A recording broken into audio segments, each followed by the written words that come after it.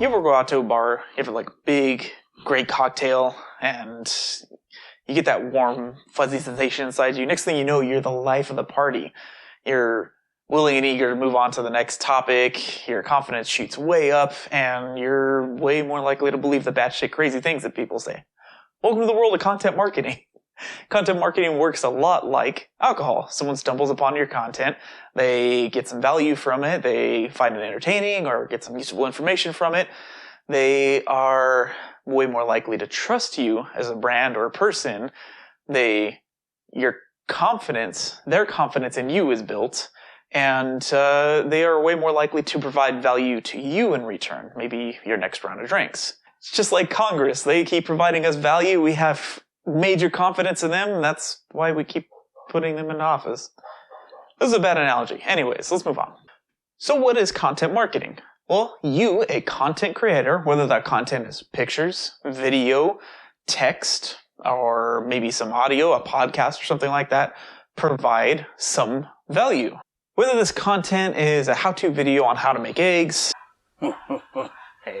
a wiki-how on how to act possessed, and yes, this is a true wiki-how that does exist, or an absolutely batshit insane commercial on how vodka is made without saying the word vodka until halfway through this 11-minute commercial.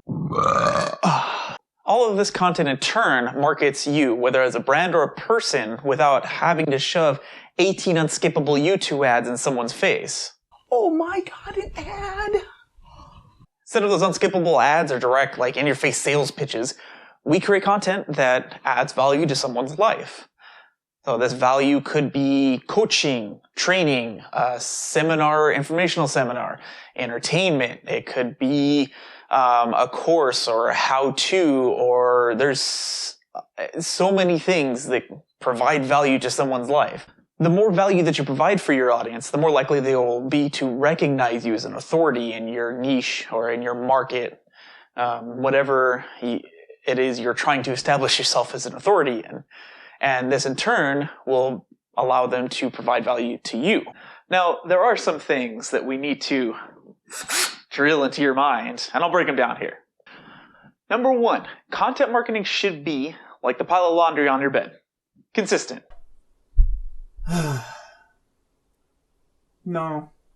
Too tired.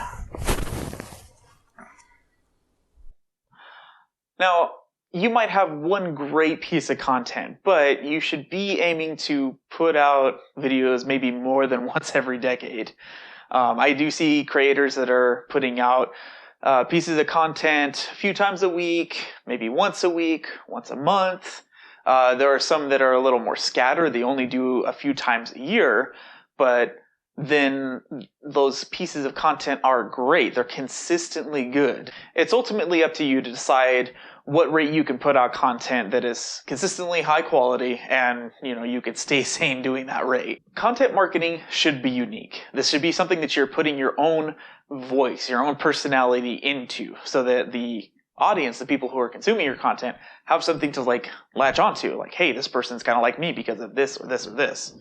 There are services out there that you can buy 4,000 followers for your YouTube channel, but that does diddly if those followers aren't viewing your content. They're not watching your stuff. So what does that do for you?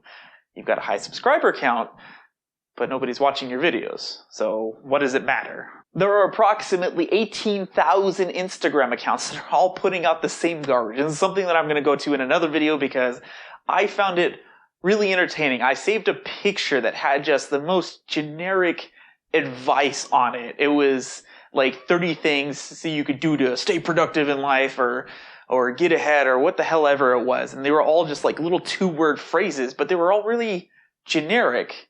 And I saved that picture so I could make a video on it. And then later when I went to look up where I saved that picture from, I did a reverse Google search, and it came up with 30 or 40 different variations of that exact same picture, word for word copies with little color changes and stuff like that. That was it. And it was okay, so these guys are putting out the same content over and over, or they're copying someone else's content, word for word, exactly word for word. and they're not putting anything into it except maybe spelling mistakes if they're manually typing this stuff. So your content should be unique. You should be putting yourself into it. Yes, I say a lot of things that other content creators have put out. I say a lot of advice, or I give a lot of advice that other people have already given, but I put a bit of myself into it. Now, I try to inject some humor. I try to put out the videos that I would want to watch on YouTube so that they're a little more entertaining for you, because that's kind of what I like in the world, is I like to be entertained. I like to laugh at things. And I find that if I put humor into something, I can, or if something's humorous when it's presented to me, it can, kind of relaxes my guard a little bit. I think, oh, maybe this isn't as bad. Maybe this isn't as hard as I thought it would be. This is my uniqueness to it. So I am taking like content that other people have put out. I am putting my own spin on. I am putting it in my own phrases, my own words, whatever. And that's what you should be aiming to do too. Number 3, content marketing should provide value. This is something that a lot of people seem to miss. They'll put out, a course or an ebook or something like that, and then get insanely downtrodden when nobody buys it. Wonder why people ain't buying my book. What they forgot is you need to provide value first. You need to create an audience that trusts you, that knows you, that recognizes you as an authority because, you've provided value to them. You need to build your brand. You need to build an audience that trusts you because you've given them a reason to trust you. Namely, you provided them with a lot of value.